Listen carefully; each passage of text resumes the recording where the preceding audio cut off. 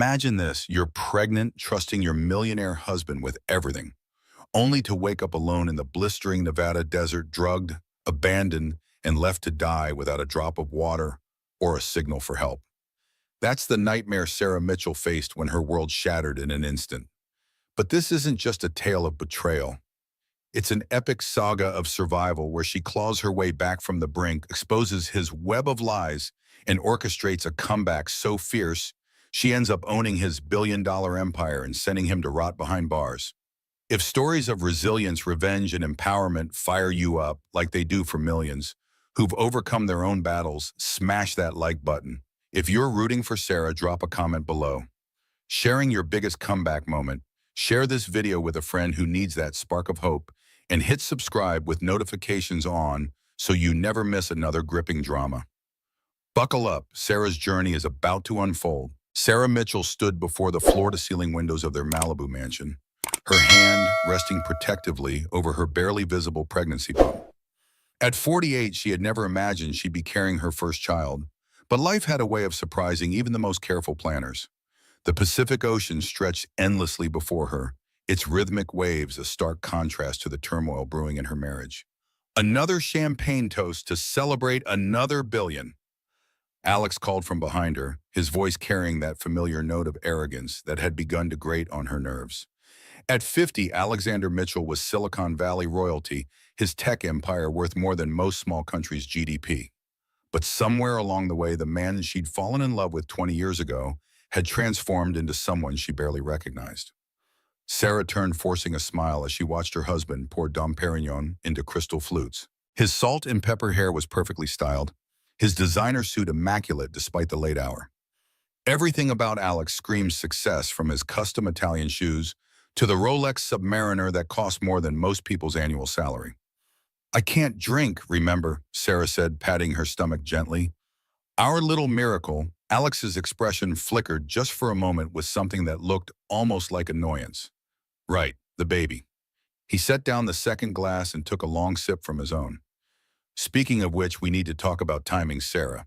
The IPO for the new AI division is coming up, and I can't have any distractions. Distractions. Their unborn child, the baby they tried for years to conceive, was now a distraction. Sarah felt the familiar knot form in her stomach, the one that had been growing tighter with each passing month as Alex's behavior became increasingly erratic. "Alex, this baby isn't a business inconvenience. It's our child. We've wanted this for so long." "You've wanted this," he interrupted, turning to face the view. "I've been focused on building something that matters, something that will outlast both of us." The words stung more than Sarah cared to admit. At 48, she was acutely aware of time's passage, of the gray threads appearing in her auburn hair, despite expensive treatments, of the way younger women looked at her husband with hungry eyes at company parties. She'd given up her teaching career to support Alex's ambitions to be the perfect tech mogul's wife, attending charity galas and playing hostess to investors and clients. "I thought I mattered to you," she said quietly. Alex sighed, the sound heavy with what Sarah had begun to recognize as barely concealed frustration. "You do, sweetheart. But things are complicated right now. The board is breathing down my neck. The shareholders are demanding results, and I'm dealing with some personnel issues." Personnel issues. Sarah knew what that meant. She'd heard the whispered rumors at the last company Christmas party, seen the way Alex's 28-year-old executive assistant Melissa looked at him, the way Melissa's designer dresses grew shorter and tighter with each company event. "What kind of personnel issues?" Sarah asked, though she wasn't sure she wanted to hear the answer. "Nothing for you to worry about." Alex's tone had that dismissive quality she'd grown to hate. "Actually, I've been thinking we should take a trip, just the two of us, a little getaway before the baby comes and changes everything." Despite her growing unease, Sarah felt a flicker of hope. Maybe this was Alex's way of trying to reconnect, to rediscover what they'd lost, somewhere between his first million and his first billion. "Where were you thinking?" "The desert. Nevada. I know this amazing place completely off the grid. No phones, no internet, no distractions. Just us and the stars." Alex turned back to her, and for a moment his smile seemed genuine. "Like our early days when we used to go camping before I could afford five-star hotels." Sarah's heart softened despite her reservations. Those had been some of their happiest times, sleeping under the stars, talking about their dreams, making love with nothing but coyotes and crickets as witnesses. Maybe a millionaire left pregnant wife scenario was just her paranoid imagination running wild. Maybe Alex was trying to be romantic. That sounds wonderful, she said, moving to embrace him. When would we go? This weekend. I've already made the arrangements. Alex's arms felt stiff around her, but Sarah attributed it to work stress. Pack light. It's going to be hot out there. As they held each other, neither spoke of the elephant in the room, the growing distance between them, the late-night phone calls Alex took in his study, the way he'd started working out obsessively and updating his wardrobe. At 48, Sarah had learned to recognize the signs of a midlife crisis, but she'd never imagined it would threaten everything they'd built together. 3 days later, Sarah found herself in the passenger seat of Alex's Range Rover, watching the Nevada desert stretch endlessly in all directions. The landscape was beautiful in its harsh way, red rocks jutting from sandy earth, sparse vegetation clinging to life in the hostile environment. But as they drove deeper into the wilderness, Sarah began to feel uneasy. Alex, where exactly are we going? So we've been driving for hours. Patience, sweetheart. The best spots are always off the beaten path. Alex's hands gripped the steering wheel tightly, his knuckles white despite the casual tone. Trust me. Trust me. 2 words that had once brought Sarah comfort now filled her with dread. She'd trusted Alex with her heart, her future, her financial security. She'd trusted him enough to give up her own career and dreams. But as she watched the odometer climb and the cell phone signal disappear entirely, Sarah began to wonder if her trust had been misplaced. I'm feeling a little nauseous, she said, which wasn't entirely a lie. Between the pregnancy and her growing anxiety, her stomach was churning. Could we stop for a minute? Of course. Alex's voice was oddly cheerful as he pulled over near a cluster of Joshua trees. Actually, I brought some special water for you. Electrolytes. Good for the baby. He reached into the back seat and produced a bottle of expensive vitamin water, still sealed. Sarah accepted it gratefully, her throat parched from the desert heat. The liquid was cool and refreshing, with a slightly sweet aftertaste that she attributed to the added vitamins. Better? Alex asked, watching her intently. Yes, thank you. Sarah leaned back in her seat, suddenly feeling drowsy. Must be the pregnancy hormones. I've been so tired lately. Rest, Alex said, starting the engine again. We'll be there soon. But as the miles passed, Sarah's drowsiness deepened into something more concerning. Her vision began to blur, and when she tried to speak, her words came out slurred. Alex, something's wrong. Shh, he said softly.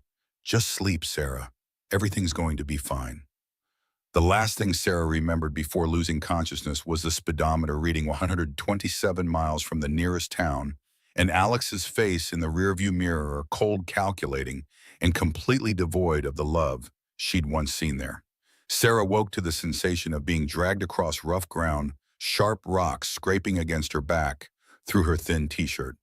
Her head felt like it was filled with cotton, and her mouth was so dry it felt like she'd been gargling sand. As consciousness slowly returned, the horrifying reality of her situation began to sink in.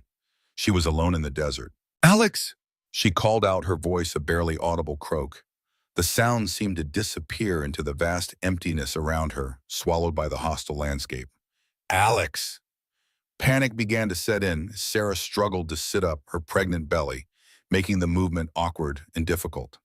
The sun was already high in the sky, beating down mercilessly on the red rock and sand that stretched in every direction.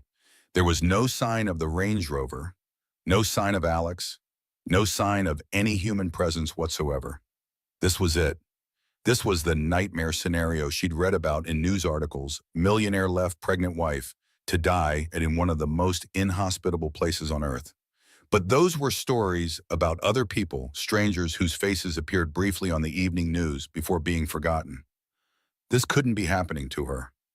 Sarah's hands shook as she patted her pockets for her phone, already knowing what she would find. Nothing. Alex had taken everything: her purse, her phone, even the water bottle he'd given her. All she had were the clothes on her back, jeans, a cotton t-shirt, and sneakers that were already filling with sand. This isn't real, she whispered to herself, the words barely audible over the slight breeze that offered no relief from the heat. This is a nightmare. I'm going to wake up and Alex will be there and we'll laugh about this terrible dream. But the sun continued to climb and the temperature continued to rise, and Sarah remained very much awake in her personal hell. The first few hours were the worst. Sarah alternated between calling Alex's name until her throat was raw and wandering in circles hoping to spot some sign of civilization, or at least the road they'd traveled. But the desert all looked the same: endless red rocks, sparse vegetation, and a sky so blue it hurt to look at. As a former high school biology teacher, Sarah knew enough about survival to understand how dire her situation was. The human body could survive only 3 to 5 days without water, and pregnant women were at even greater risk of dehydration. In this heat, she estimated it was already over 100 degrees, and still climbing, she might have even less time. "Think, Sarah," she said aloud, partly to hear a human voice and partly to combat the growing panic. "What would you tell your students to do? Find shade, conserve energy, signal for help." The basic rules of desert survival flashed through her mind like cards in a deck, each one representing a slim chance at staying alive long enough to be rescued. She found a small overhang of red rock that provided a few feet of blessed shade and settled underneath it, trying to think rationally despite the horror of her situation. Alex hadn't left her here by accident. The drugged water, the remote location, the way he'd removed all her personal belongings, this was deliberate. Her husband, the man she'd loved for 20 years, the man whose child she was carrying, had tried to murder her. The realization hit her like a physical blow, doubling her over as sobs racked her body. How had she missed the signs? How had she been so blind to the monster Alex had become? The late nights, the mysterious phone calls, the way he'd grown distant and cold, it all made sickening sense now. But crying wouldn't save her life or the life of her unborn child. Sarah forced herself to stop sobbing and start thinking. If Alex had planned this, he must have a reason. Insurance money, most likely. Their life insurance policies were substantial, $10 million each, with double indemnity clauses for accidental death. Accidental death. That's what this would look like to the outside world. A tragic desert accident during a romantic getaway. Sarah could already see the headlines: "Tech mogul's pregnant wife dies in desert tragedy." Alex would play the grieving widower perfectly, probably with Melissa at his side to comfort him through his devastating loss. The thought filled Sarah with rage, and for a moment that anger was stronger than her fear. If Alex thought he could dispose of her like an unwanted business asset, he was wrong. She was going to survive this. She was going to make him pay. But first she had to live through the next few days. As the sun reached its zenith, the temperature soared past 120 degrees Fahrenheit. Sarah huddled in her meager shade, feeling the life being slowly baked out of her. Her lips were already cracking, and her t-shirt was soaked with sweat that evaporated almost as quickly as it formed. Around midday, she heard the sound she'd been praying for: the distant drone of an aircraft engine. Sarah scrambled out of her shelter, waving her arms frantically as a small plane passed high overhead. She screamed until her voice gave out, jumping and waving, but the plane continued on its course without any sign that the pilot had seen her.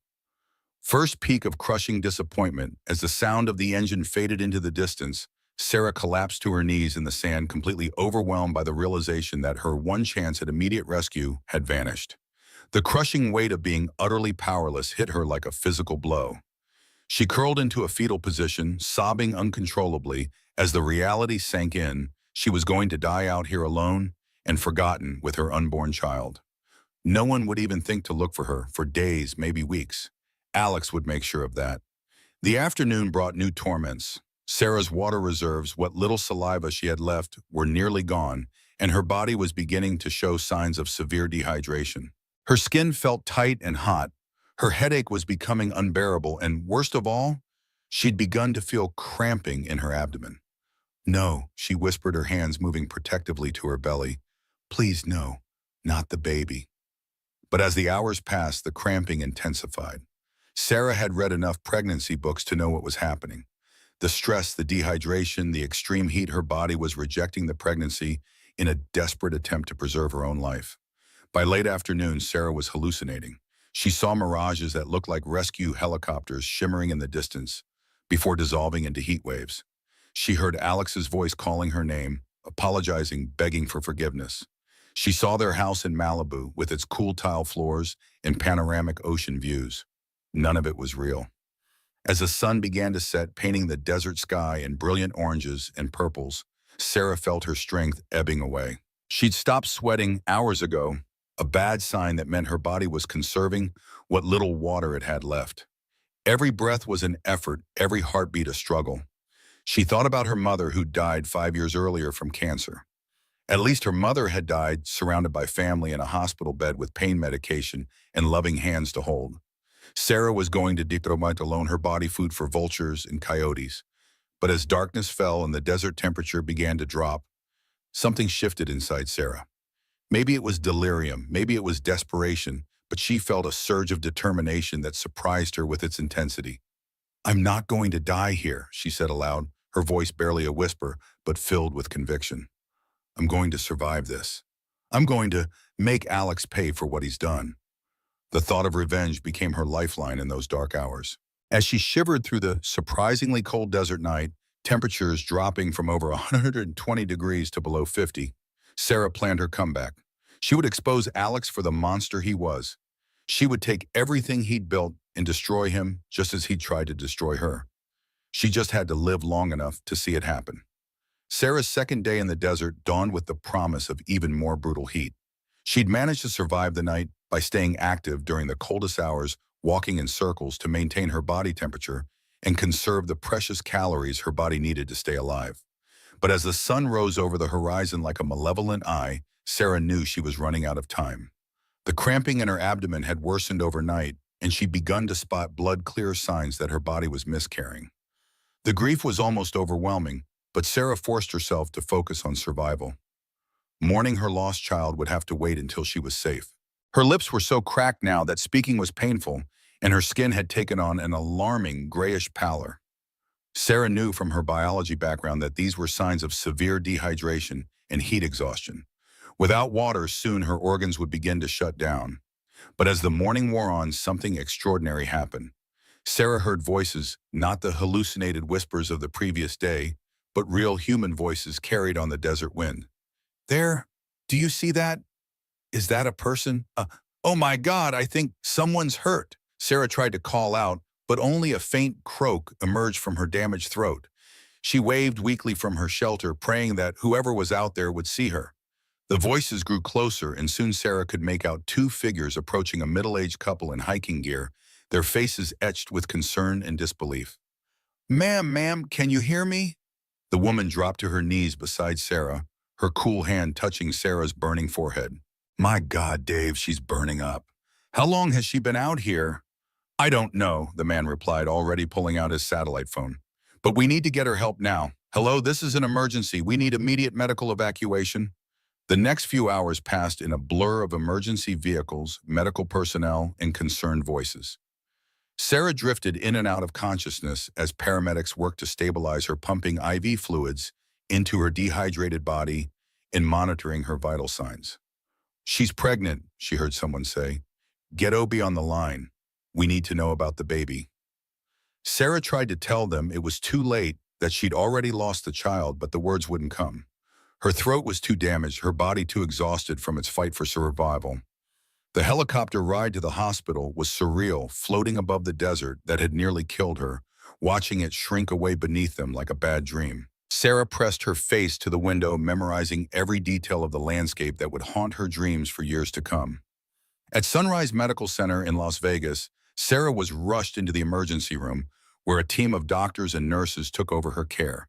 The next 24 hours were critical. Her body was shutting down from dehydration and heat exhaustion, and the medical team worked around the clock to save her life. Dr. Patricia Chen, the emergency room physician, sat beside Sarah's bed on the second day, her expression gentle but serious. "Mrs. Mitchell, you're incredibly lucky to be alive. A few more hours in that heat, and we wouldn't have been able to save you." Sarah's throat was still too damaged for normal speech, so she whispered, "The baby." Dr. Chen's face fell slightly. "I'm sorry, the stress and dehydration, your body couldn't maintain the pregnancy. We did everything we could, but sometimes." "I know," Sarah managed. She'd felt it happening, had known even before the medical confirmation. Another piece of her life that Alex had stolen from her. Mrs. Mitchell, we need to ask you some questions about what happened. The police are here and they'd like to speak with you when you're feeling up to it. Sarah nodded weakly. This was it, her chance to tell the world what Alex had really done. Her chance to expose the monster hiding behind the millionaire facade. Detective Maria Rodriguez was a woman in her early 50s with kind eyes and a no-nonsense manner that reminded Sarah of her own mother. She sat beside the hospital bed, recorder in hand, as Sarah recounted the horrific events of the past few days. Let me make sure I understand this correctly, Detective Rodriguez said after Sarah had finished her story. You're alleging that your husband, Alexander Mitchell, deliberately drugged you and left you to die in the desert. Yes, Sarah whispered.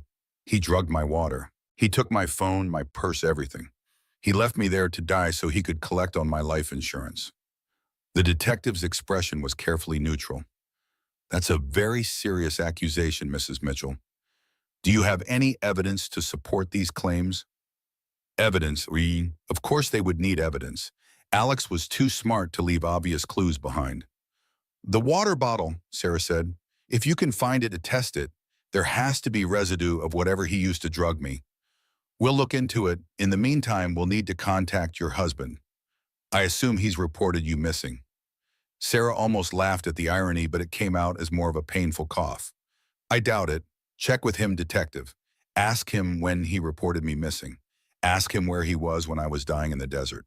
What Sarah didn't know was that while she'd been fighting for her life, Alex had been implementing the next phase of his plan. He'd waited exactly 48 hours before calling the police to report Sarah missing, just long enough to establish that he'd been in Los Angeles conducting business and attending meetings with witnesses who could verify his alibi. His story was simple and believable. Sarah had gone for a walk during their desert camping trip and never returned. He'd searched for hours before finally driving back to civilization to get help. He was the grieving husband devastated by his pregnant wife's disappearance. The problem was that Sarah was very much alive, and her survival threatened to unravel his carefully constructed lie. Detective Rodriguez returned to Sarah's room later that evening with news that made her stomach drop. I spoke with your husband, Mrs. Mitchell. He says he reported you missing 2 days ago after you went for a walk and didn't return to your campsite. He's been cooperating fully with the search and rescue teams. Sarah stared at the detective in disbelief. That's not what happened. He drugged me. He left me to die. I understand you've been through a traumatic experience, and sometimes when people are in extreme situations, memories can become confused. My memories aren't confused. Sarah's voice was getting stronger, fueled by anger and frustration. Alex tried to murder me. But even as she said it, Sarah could see the doubt in Detective Rodriguez's eyes. Without physical evidence, it was her word against that of a prominent businessman with an ironclad alibi. And Alex was very good at playing the concerned husband. He proved it when he arrived at the hospital later that night. Sarah, oh, thank God you're alive. Alex burst into her room like a man who'd been worried sick, his designer clothes wrinkled as if he'd been wearing them for days, his hair slightly disheveled. To anyone watching, he looked like a devoted husband who'd just been reunited with his missing wife. But Sarah could see through the performance. She could see the cold calculation in his eyes, even as tears rolled down his cheeks. I thought I'd lost you, he said, taking her hand in both of his. When you didn't come back from your walk, I searched everywhere. I was so scared. You drugged me, Sarah said quietly, so only he could hear. You left me to die. Alex's grip on her hand tightened almost imperceptibly, his fingers pressing against her IV line. You're confused, sweetheart. You've been through a terrible ordeal. Dr. Chen says trauma can affect memory. I remember everything. No. Alex said, his voice still gentle, but his eyes turning hard as flint. You remember being lost and scared. You remember hallucinating from the heat. But you don't remember taking that walk, do you? You don't remember telling me you needed some alone time to think about the baby. Sarah tried to pull her hand away, but Alex held on his thumb, pressing against the tender spot where her IV entered her vein. The pressure was just painful enough to be a warning. The desert can play tricks on your mind, Alex continued. Everyone knows that. The police understand that. The doctors understand that. Even the media will understand that. when they hear about your miraculous survival. The media. Sarah's heart sank as she realized what Alex was planning. He was going to spin this story, turn her miraculous rescue into a feel-good tale about a confused pregnant woman who got lost in the desert. Her accusations would be dismissed as trauma-induced delusions. "You won't get away with this," she whispered. Alex leaned down and kissed her forehead, the gesture tender and loving to any observer. But his words were ice cold. "I already have, sweetheart. I already have." 3 weeks after her rescue, Sarah was released from the hospital with a clean bill of health but a shattered spirit. The physical wounds had healed her. Throat was back to normal. Her skin had regained its natural color, and her energy levels were slowly returning. But the emotional scars ran deeper than the Mojave Desert itself. The media coverage of her miraculous survival had been extensive, but not in the way Sarah had hoped. Instead of investigating her claims about Alex's attempt on her, life reporters had focused on the inspirational angle, the brave pregnant woman who'd survived 3 days in the desert through sheer determination. The fact that she'd lost the baby was mentioned only in passing, if at all. Alex had orchestrated the narrative masterfully. He appeared on morning talk shows as a devoted husband who'd never given up hope. He granted interviews to sympathetic reporters, his voice breaking at just the right moments, as he described the agony of thinking he had lost his wife forever. "Sarah's always been strong," he told a crew from Good Morning America, dabbing at his eyes with a tissue. "I should have known she'd find a way to survive. She's the bravest woman I know." Meanwhile, Sarah's attempts to tell her side of the story fell on deaf ears. Detective Rodriguez had found no physical evidence to support her claims. The water bottle was never located, and Alex's alibi was airtight. The case was quietly closed, filed away as a tragic accident with a happy ending. But for Sarah, there was nothing happy about coming home to the Malibu mansion that now felt like a prison. Alex was attentive and caring in public, playing the role of the relieved husband to perfection. In private, however, he was cold and distant, treating her like an unwelcome houseguest in her own home. "I've been thinking," Alex said one evening as they sat on the terrace overlooking the Pacific. The sunset was spectacular, painting the sky in brilliant shades of orange and pink, but Sarah couldn't appreciate its beauty anymore. Everything reminded her of the desert, of the sky that had burned down on her like judgment itself. "About what?" Sarah asked, though she dreaded the answer. "About us. About our future." Alex swirled the scotch in his glass, not looking at her. "What happened in the desert? It changed things. You've made some very serious accusations, Sarah. Accusations that could destroy everything I've worked for." "They're not accusations. They're facts. That's not how the world sees it." Alex's voice was matter-of-fact, businesslike. "The world sees a traumatized woman who went through a terrible ordeal and came out confused and angry. They see a devoted husband who's trying to help his wife heal." Sarah felt anger rising in her chest, hot and familiar. "And what do you see, Alex?" For the first time since her return, Alex looked directly at her. His eyes were empty of warmth, empty of the love that had once made her feel like the center of his universe. "I see a problem that needs to be managed." Managed, like a business crisis or a PR nightmare. Sarah realized with crystal clarity that she was no longer Alex's wife. In any meaningful sense, she was an obstacle to be overcome, a liability to be contained. "I want a divorce," she said quietly. Alex laughed, the sound harsh and bitter. "With what lawyer? With what money? Everything we have is in my name, Sarah. The house, the cars, the bank accounts, and all of it. You gave up your career, remember, for us, for our marriage." The truth of his words hit Sarah like a physical blow. In her eagerness to support Alex's dreams, she'd made herself completely financially dependent on him. She had no income, no savings in her own name, no assets she could claim in a divorce. At 48, with a 20-year gap in her employment history, she was essentially unemployable in any field that would pay enough to support her. "You planned this," she said, the realization dawning slowly. "All of it. You've been systematically cutting me off from any independence for years." "I've been taking care of you," Alex corrected. "Providing for you, making sure you had everything you could ever want. Except freedom. Freedom is overrated." Alex stood, finishing his scotch in one swallow.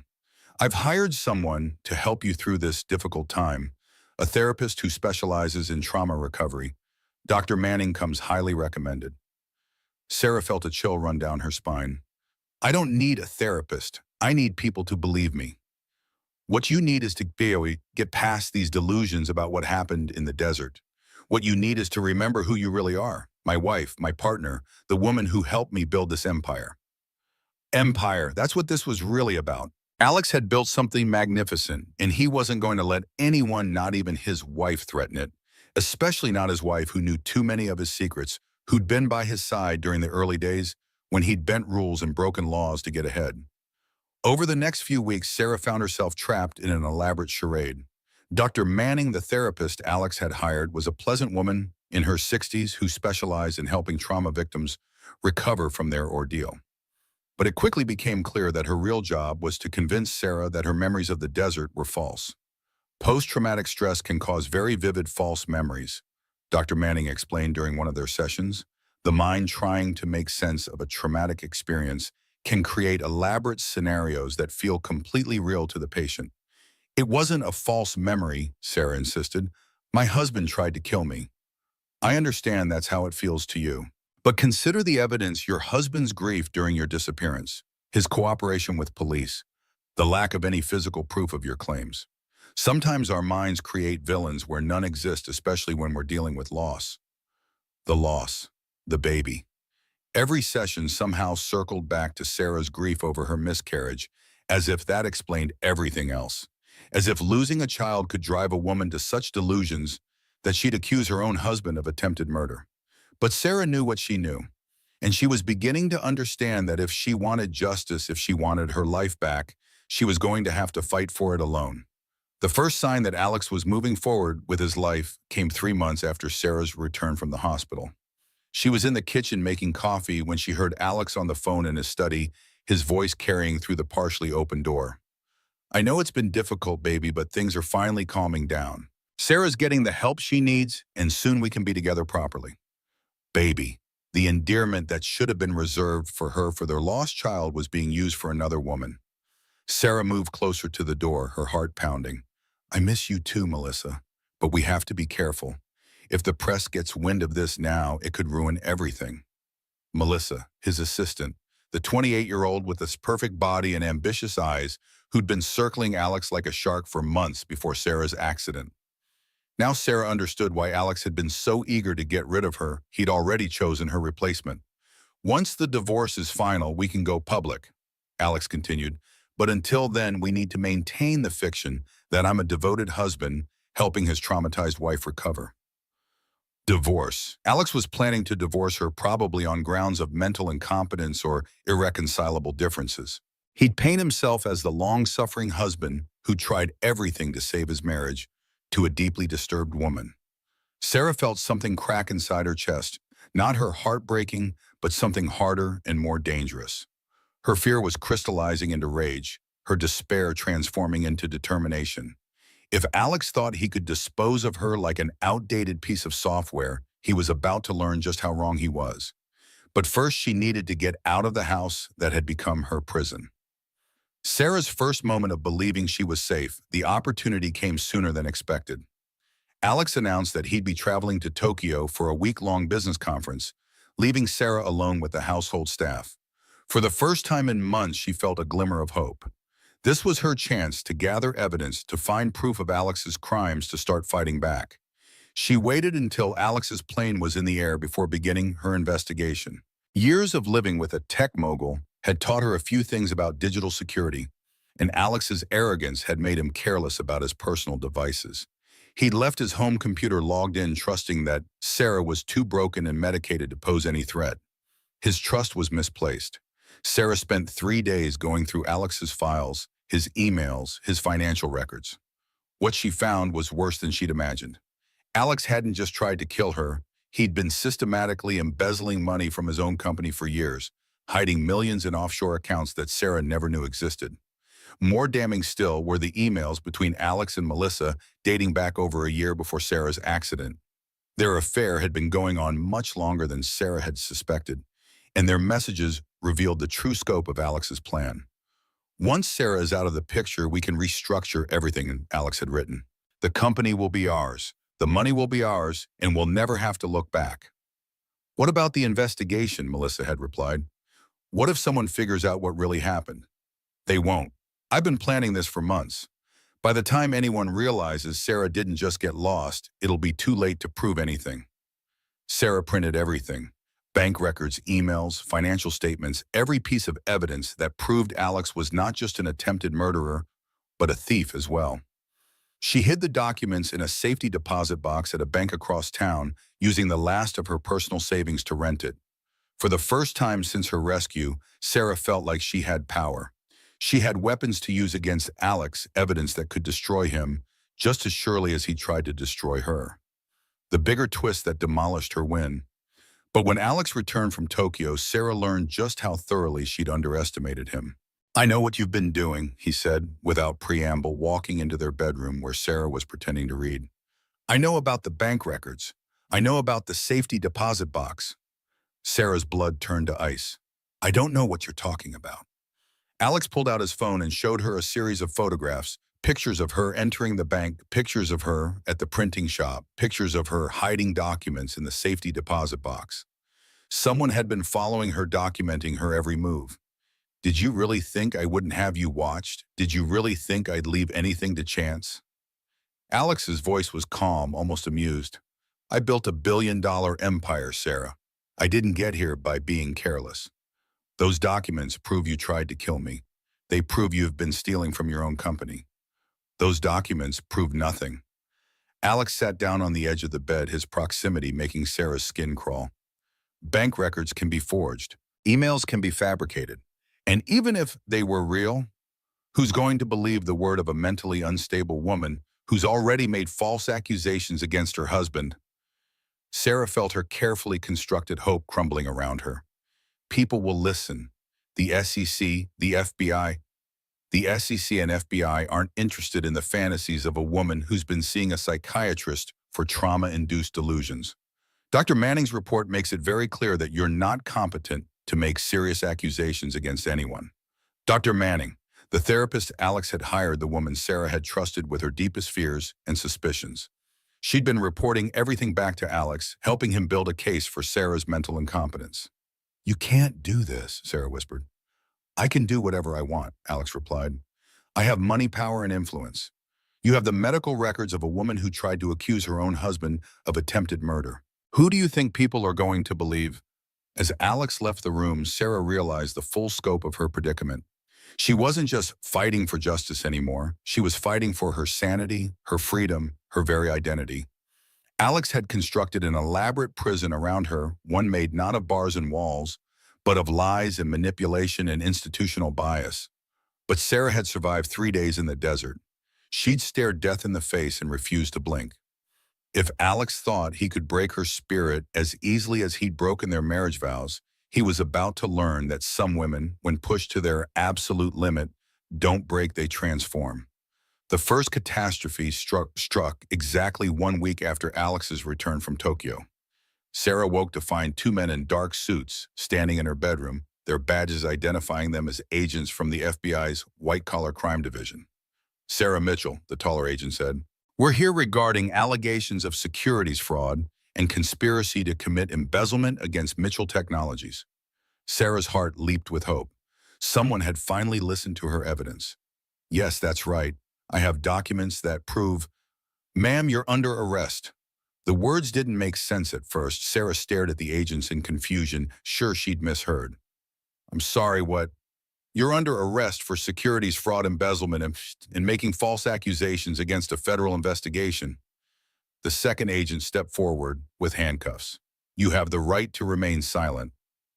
The world tilted on its axis as Sarah realized what was happening. Somehow, impossibly, she was being arrested for the crimes she'd tried to expose.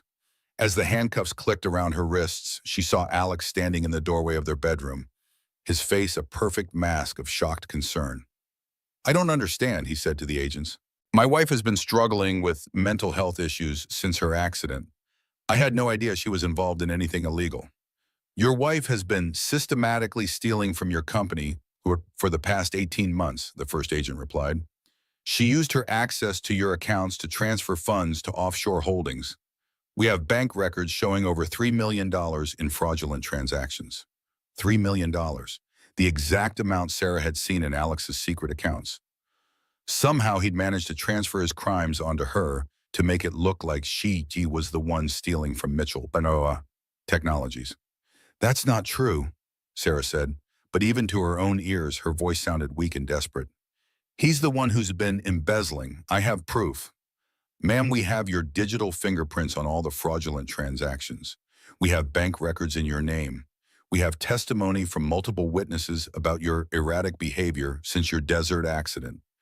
As they led her from the house in handcuffs, Sarah caught a glimpse of Melissa standing beside Alex's car in the driveway. The younger woman was wearing a conservative suit and a concerned expression, playing the role of the loyal employee worried about her boss's troubled wife. But Sarah could see the triumph in her eyes, the satisfaction of a predator who'd successfully eliminated her competition. The media circus that followed was brutal.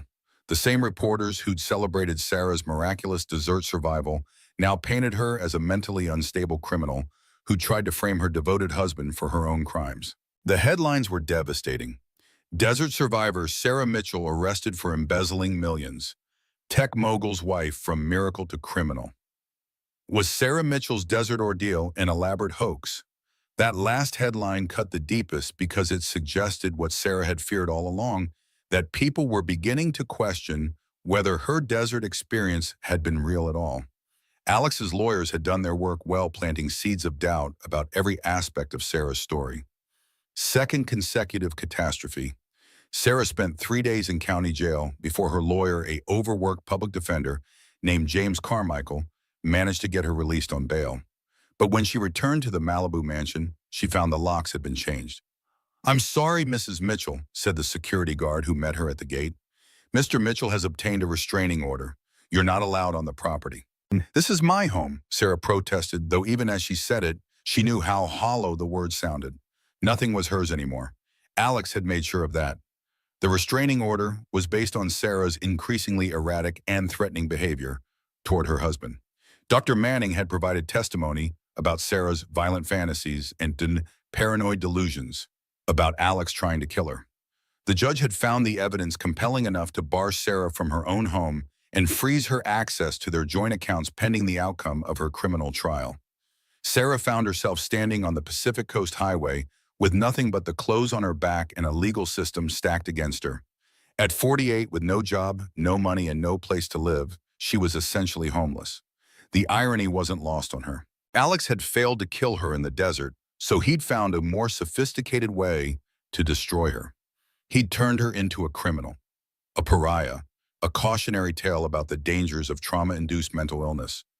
Sarah spent that first night in a motel room paid for with her lawyer's credit card, staring at the water-stained ceiling and trying to figure out how her life had gone so spectacularly wrong. 6 months ago, she'd been a wealthy wife looking forward to motherhood. Now she was a pregnant widow, no worse than a widow, because at least widows commanded sympathy. She was a criminal defendant facing years in prison for crimes she hadn't committed. Third consecutive catastrophe. The final blow came just as Sarah was beginning to think she'd hit rock bottom. Her mother, Margaret, had been her only source of emotional support since the arrest. At 72, Margaret was still sharp as a tack and fiercely protective of her only daughter. She'd been planning to mortgage her own house to help pay for Sarah's legal defense. The call came at 3 a.m. "Is this Sarah Mitchell?" The voice belonged to a tired-sounding doctor at Cedars-Sinai Medical Center. "Yes. I'm calling about your mother, Margaret Thompson. She was brought to our emergency room tonight after suffering a massive heart attack. I'm sorry to have to tell you this, but she didn't survive." The phone slipped from Sarah's numb fingers, clattering to the floor of the dingy motel room. Her mother, the one person who'd never doubted her story, who'd believed every word about Alex's betrayal, was gone. The official cause of death was acute myocardial infarction, but Sarah knew the truth. Her mother had died of stress, of the grief and shock of watching her daughter's life destroyed by lies and manipulation. Alex hadn't just killed Sarah's unborn child and stolen her life, he'd killed her mother too. The funeral was a small, pathetic affair. Sarah's few remaining friends stayed away, either believing the media narrative about her crimes or simply unwilling to be associated with someone facing federal charges. Sarah sat alone in the front pew of the chapel wearing a black dress borrowed from her lawyer's wife, watching as they lowered the only person who'd ever truly loved her into the ground. Second peak of crushing disappointment. After the funeral, Sarah returned to her motel room and experienced what she would later remember as the darkest moment of her life. Sitting on the edge of the lumpy mattress, surrounded by the debris of her destroyed existence, she felt the full weight of her powerlessness crushing down on her like a physical force. Alex had won. He'd taken everything: her home, her money, her freedom, her reputation, her child, her mother. He'd turned her into a broken shell of a woman feared and pitied in equal measure. She was utterly alone, utterly defeated, utterly without hope for the future. For the first time since her rescue from the desert, Sarah seriously considered ending her own life. It would be so easy: a handful of pills, a peaceful sleep, and an end to the nightmare her existence had become. At least in death, she'd be reunited with her mother and her unborn child. At least she'd be free from Alex's carefully constructed hell. She actually went as far as collecting the various prescription medications she'd been given for pain and anxiety since her rescue. Spread out on the motel room's small table, they represented a final escape from the impossible situation Alex had trapped her in. But as Sarah sat there contemplating her own death, something her mother had said during one of their last conversations came back to her. "That bastard may have knocked you down, sweetheart, but you're a Thompson woman. We don't stay down, we get back up, and we make the people who hurt us regret they were ever born." Sarah looked at the pills, then looked at herself in the cracked mirror above the motel room's dresser.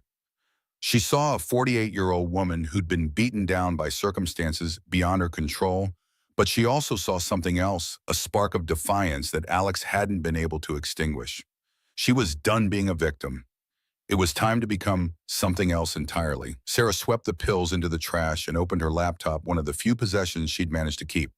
If Alex thought he'd destroyed her completely, he was about to learn the difference between defeating someone and destroying them.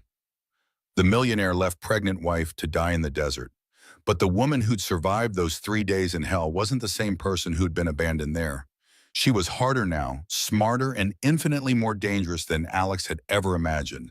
It was time for her comeback to begin.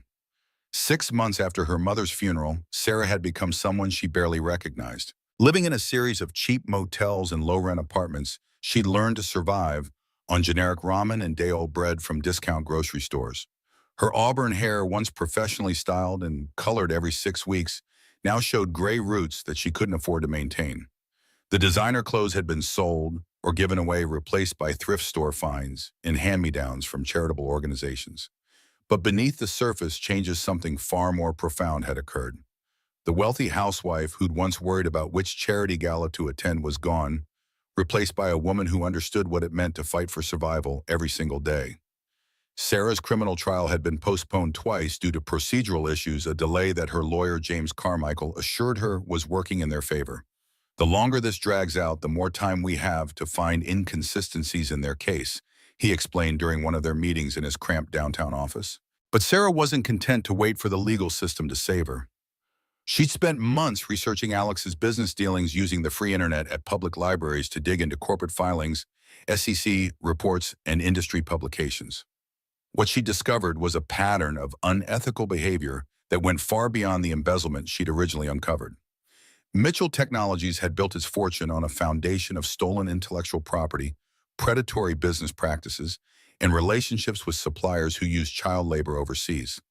Alex wasn't just a would-be murderer and embezzler, he was the kind of corporate criminal who destroyed lives for profit. More importantly, Sarah had learned that she wasn't his first victim.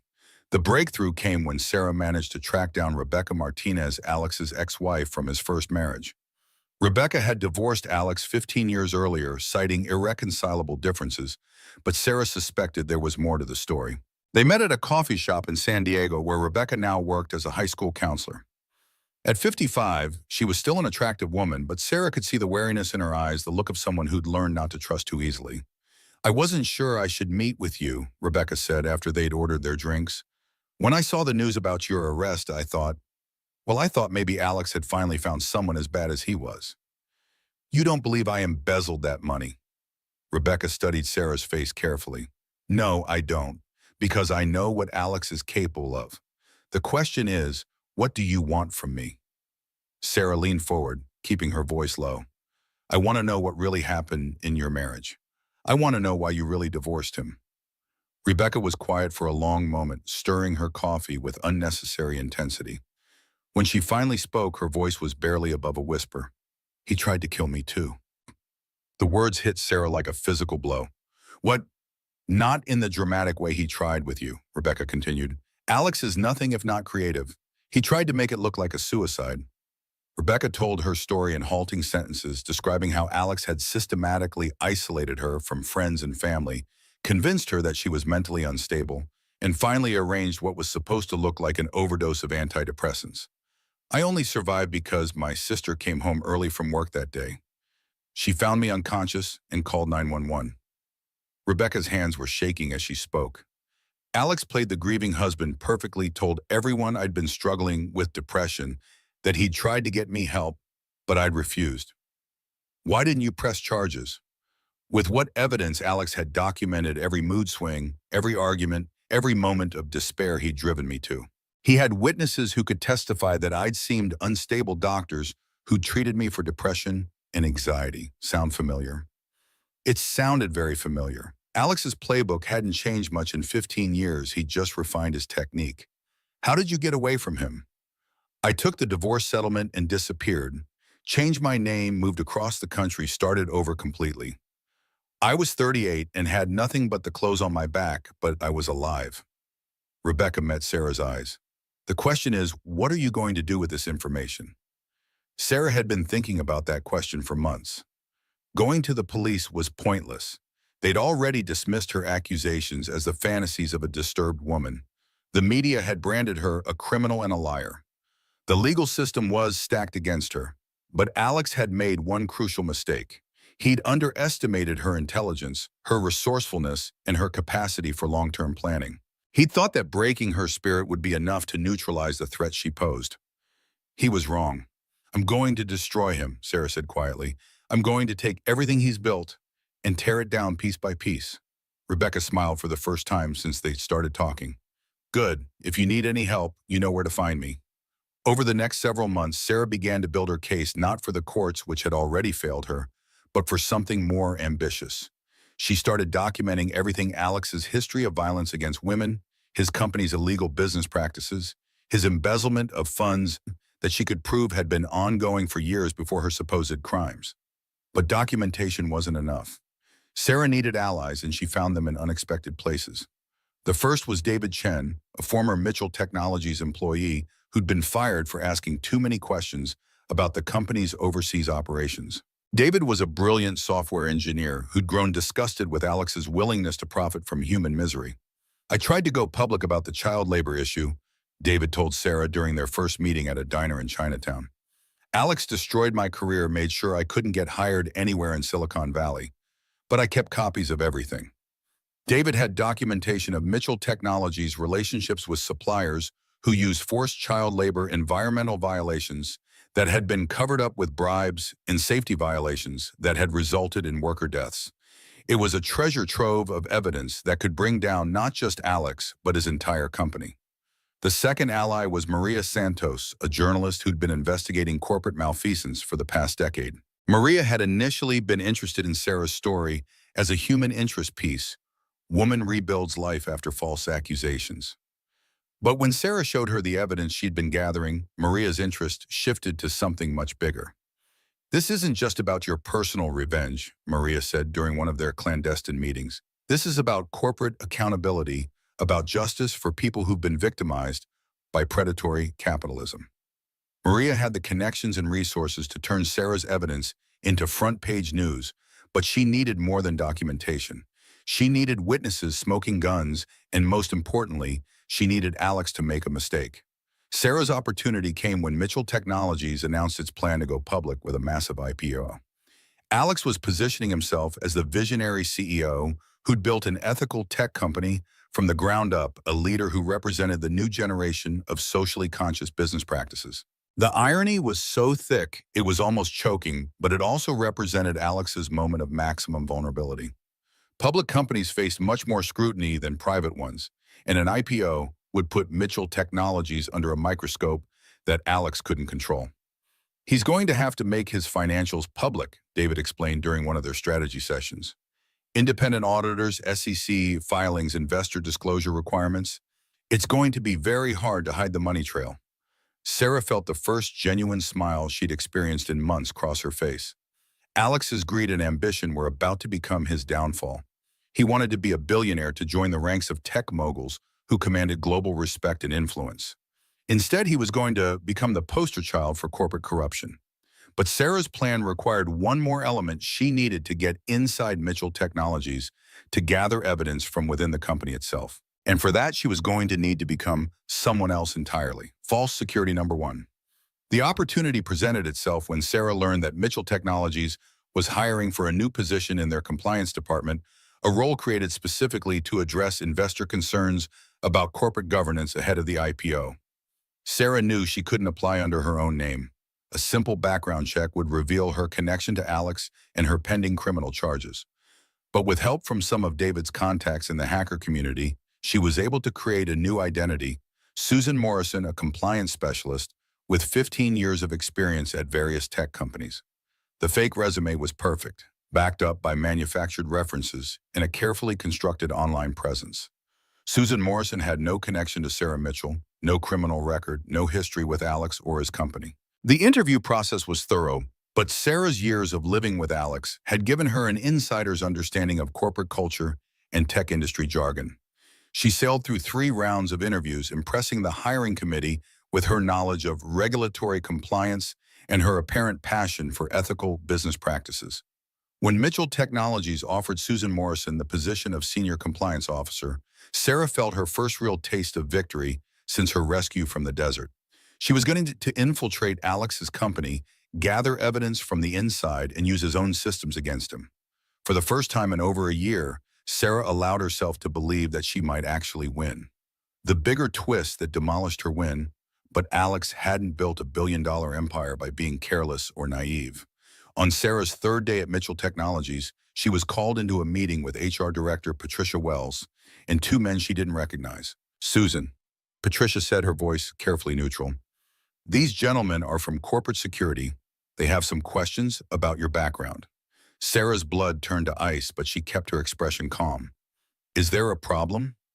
"We've discovered some inconsistencies in your resume," one of the security men said, sliding a folder across the table. "Your references don't check out under deeper investigation, and there are gaps in your employment history that don't match your claimed experience." Sarah opened the folder and saw her worst nightmare laid out in black and white, a complete breakdown of her false identity, including photos of her entering and leaving David Chen's apartment, records of her meetings with Maria Santos, and most damning of all, a copy of her real fingerprints that had somehow been obtained and matched to her fake application. "More concerning," the second security man continued, "is our discovery that Susan Morrison is actually Sarah Mitchell, the woman currently facing federal embezzlement charges in connection with this very company." The room seemed to spin around Sarah as she realized the scope of her miscalculation. Alex hadn't just been passively defending against her attacks, he'd been actively monitoring her, tracking her movements, anticipating her strategy. "Ms. Mitchell," Patricia Wells said, "you're fired effective immediately. Security will escort you from the building, and we'll be forwarding evidence of your attempted fraud to the appropriate authorities." As security guards flanked her on the walk to the elevator, Sarah caught a glimpse of Alex watching from his executive suite's floor-to-ceiling windows. He raised his hand in a small wave, his smile visible even from 50 feet away. The message was clear. He was always 3 steps ahead, always in control, always ready to turn her own weapons against her. But what Alex didn't know was that Sarah's 3 days inside Mitchell Technologies had been enough. She'd planted David's surveillance software on the company's servers, copied terabytes of incriminating data, and identified the location of Alex's private files. The millionaire left pregnant wife to die in the desert, but the woman walking out of his building was someone else entirely. Someone who'd learned that the best revenge was served not hot, but with the cold precision of a predator who'd finally found her prey's weakness. Alex thought he'd won again. He was about to discover just how wrong he was. The additional charges came swift and merciless. Within 24 hours of her ejection from Mitchell Technologies, Sarah found herself facing new federal crimes, identity theft, corporate espionage, and attempted computer fraud. Her bail was revoked, and she was remanded to custody pending trial on what had now become a laundry list of felonies that could put her in prison for decades. Los Angeles County Jail was a world away from the Malibu mansion, where Sarah had once hosted charity fundraisers and wine tastings. The concrete walls, fluorescent lighting, and constant noise created a sensory assault that made sleep nearly impossible. But worse than the physical discomfort was the psychological toll of being trapped in a system designed to break down anyone who entered it. Mitchell, the guard's voice cut through the chaos of the common area. "You've got a visitor."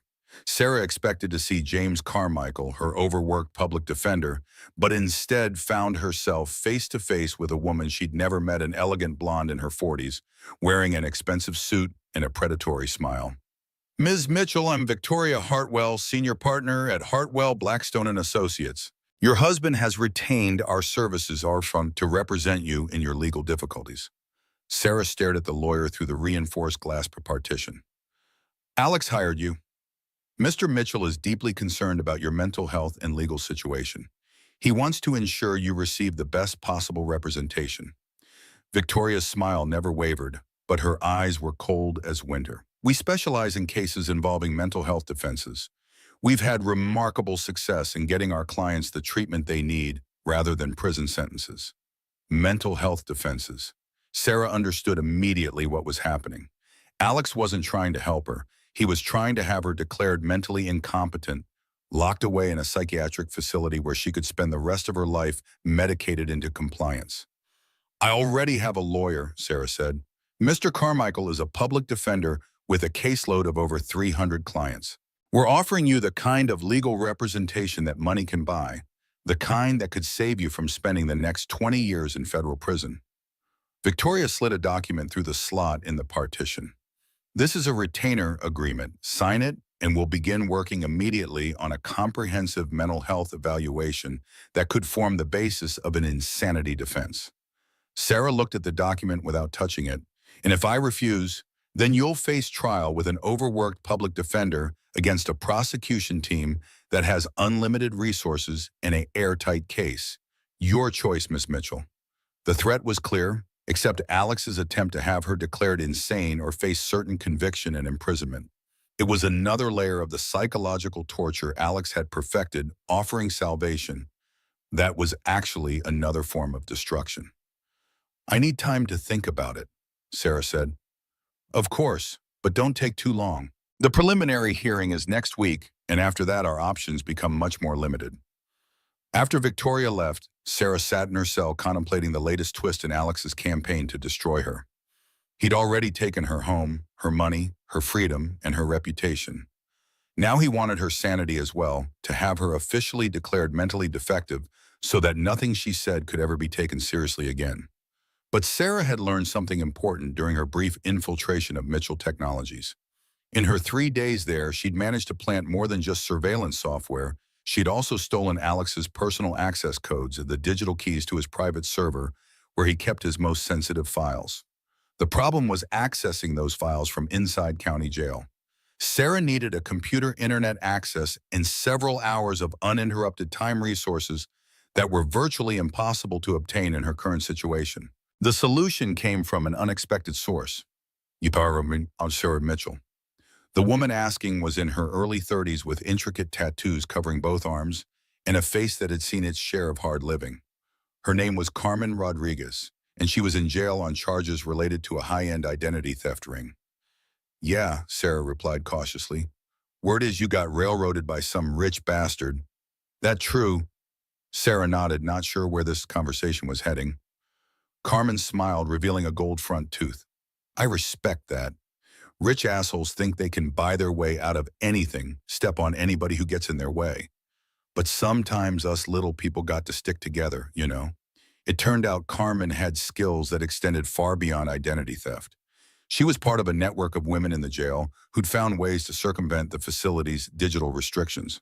For the right price payable to Carmen's commissary account, she could arrange for Sarah to have access to a contraband smartphone for several hours. "But I should warn you," Carmen said, "if they catch you with this thing, it's 6 months in solitary minimum, maybe a year. You sure whatever you're planning is worth that risk?" Sarah thought about Alex, about the smug smile on his face as she'd been escorted from his building, about the way he'd systematically destroyed every aspect of her life. She thought about her dead mother, her lost child, the 15 years of lies and manipulation that had led to this moment. "It's worth it," she said. Third peak of crushing disappointment.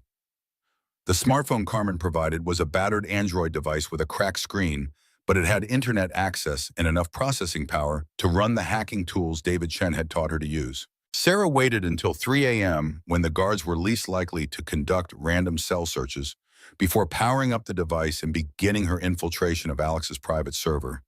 Getting past his security took longer than expected. Alex had upgraded his digital defenses since Sarah's rescue from the desert, adding multiple layers of encryption and authentication that required all of her newfound technical skills to overcome. But finally, after 4 hours of patient work, she was inside his personal files. What she found there was worse than anything she'd imagined. Alex hadn't just tried to kill her and his first wife, there had been others. A business partner who died in a skiing accident after threatening to expose Alex's fraudulent accounting practices. A whistleblower who'd committed suicide by jumping from a bridge despite having no history of mental illness. A journalist who'd been investigating Mitchell Technologies and died in a gas leak explosion at her apartment. The files contained detailed plans for each murder, alternate scenarios if the first attempts failed, and payment records to various criminal organizations that specialized in making problems disappear permanently. Alex wasn't just a tech mogul, he was a serial killer who used his wealth and influence to eliminate anyone who threatened his empire. But most chilling of all was a folder labeled the Sarah Final Solution. Inside were detailed surveillance reports of her activities since leaving jail, plans for another accident that would eliminate her permanently, in a timeline that showed Alex intended to act within the next 2 weeks. He wasn't content to simply destroy her reputation and freedom. He was planning to kill her just as he'd killed all the others who'd gotten in his way. Sarah was frantically copying the files to a cloud storage account when disaster struck. The smartphone's battery, already compromised by years of hard use, suddenly died without warning. The screen went black, leaving Sarah staring at her own reflection in the dark glass. She'd managed to copy maybe half the files before losing access.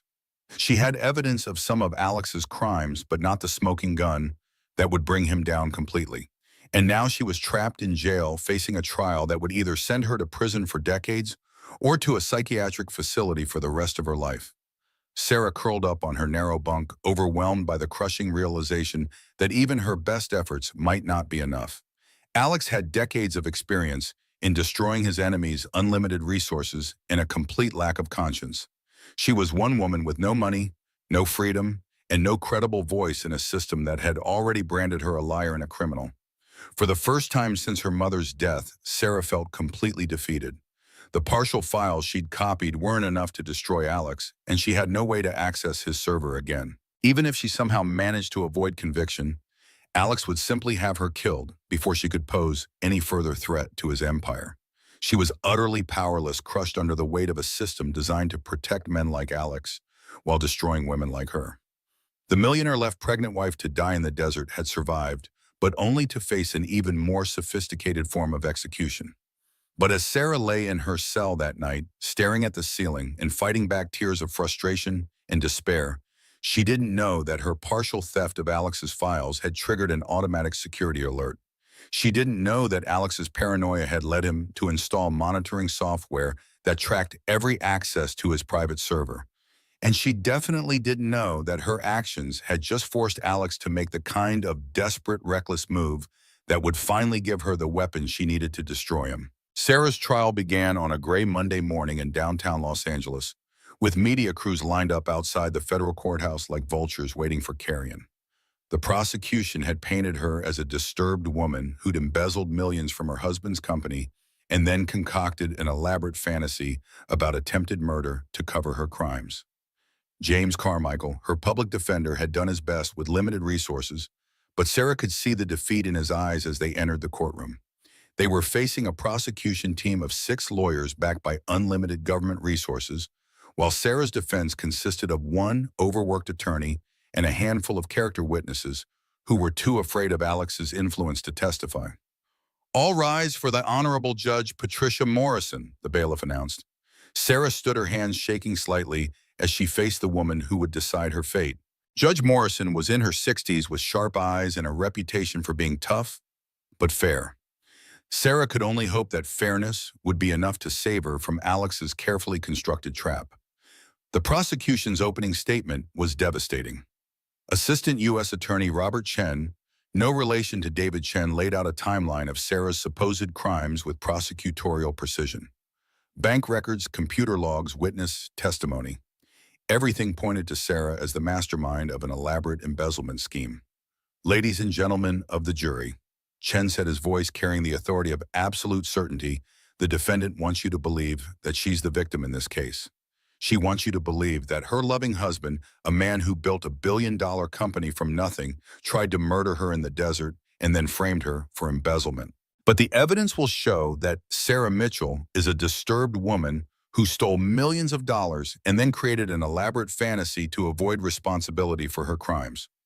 When it came time for Carmichael's opening statement, Sarah could see the jury had already made up their minds. Her lawyer did his best to create reasonable doubt, but without concrete evidence of Alex's crimes, he was essentially asking the jury to believe in a vast conspiracy for which there was no proof. The first week of testimony was a parade of prosecution witnesses, bank officials, computer experts, Mitchell Technologies employees, all testifying to Sarah's guilt with scientific precision. The evidence was overwhelming because it was real. Alex had actually committed the embezzlement, then transferred the evidence to make it appear as if Sarah was responsible. But on the 7th day of the trial, something unexpected happened. Sarah was sitting in her cell after another devastating day of testimony when Carmen Rodriguez approached her with an excited expression. "You got a visitor," Carmen said, "but this one's different. She says she's got information about your case that could change everything." The visitor was Maria Santos, the journalist Sarah had been working with before her arrest. Maria looked exhausted, her usually perfect appearance disheveled, but her eyes were bright with the kind of excitement that came from breaking a major story. "Sarah, I've been working on your case for months," Maria said through the reinforced glass partition. "I couldn't get anyone to listen to me before, but something's changed. Alex made a mistake." "What kind of mistake?" Maria leaned forward, lowering her voice even though they were surrounded by the noise of the visitor's room.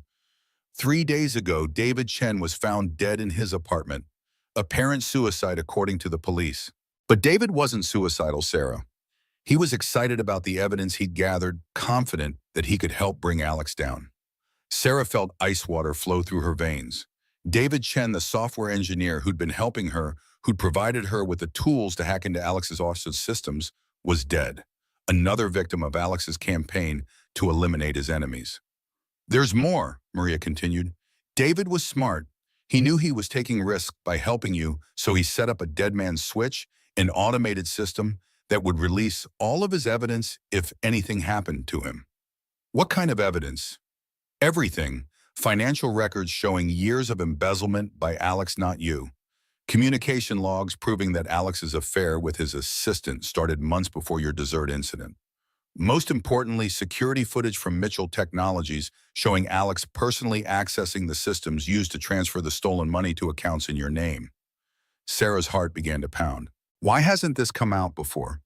Because David's dead man's switch was designed to activate 72 hours after his death, and only if he failed to check in with the system.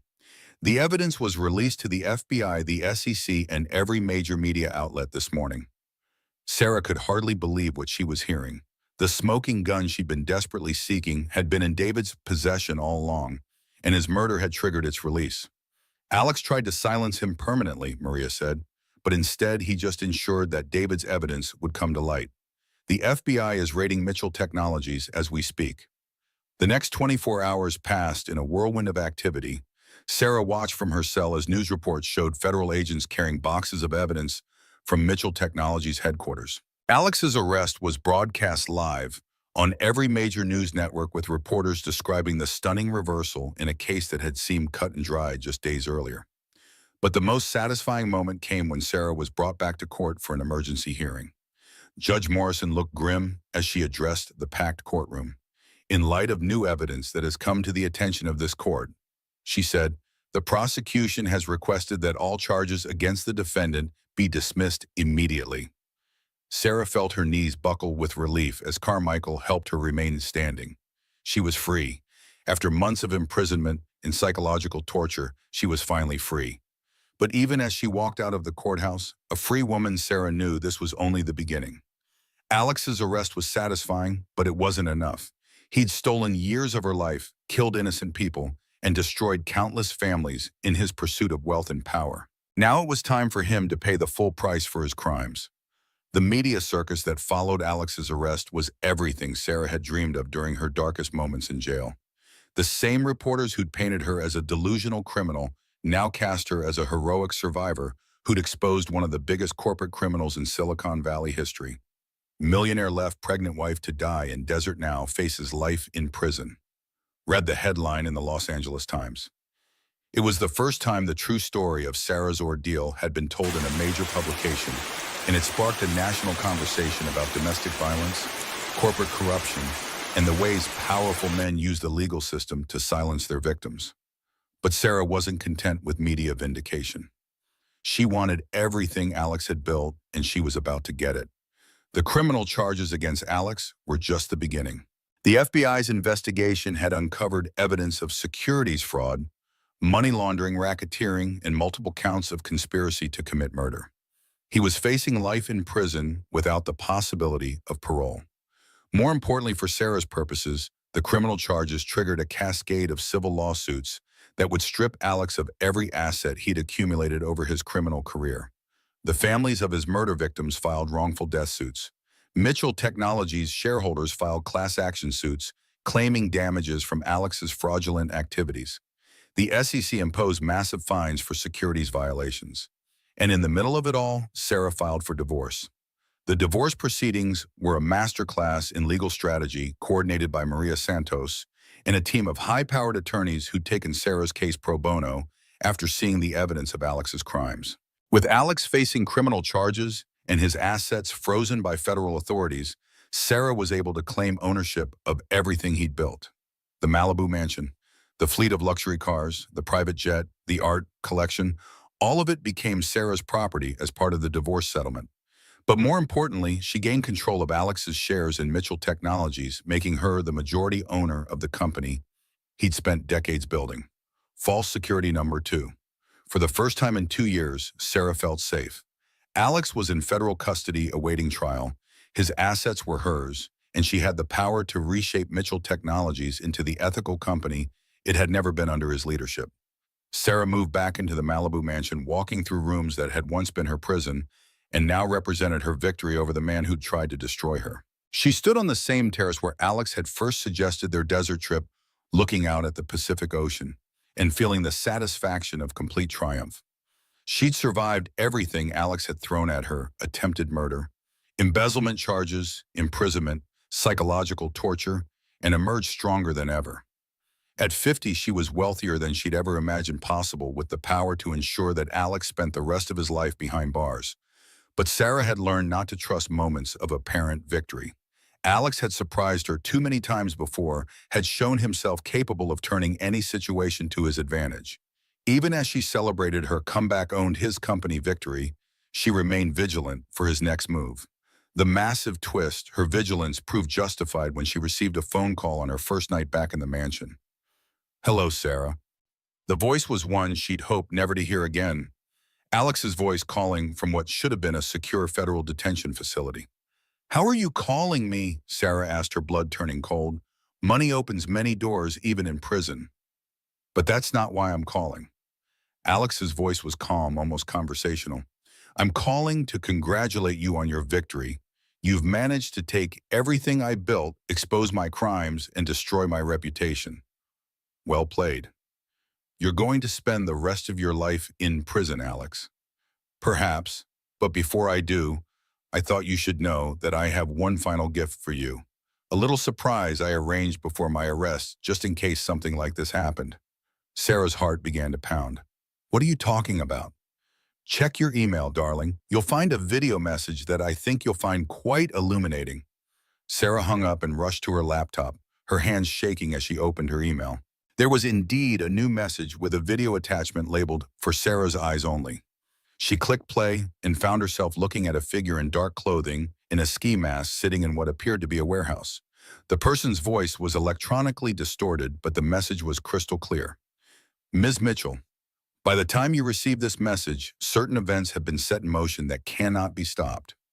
Your victory over Alexander Mitchell has been impressive, but it comes with a price.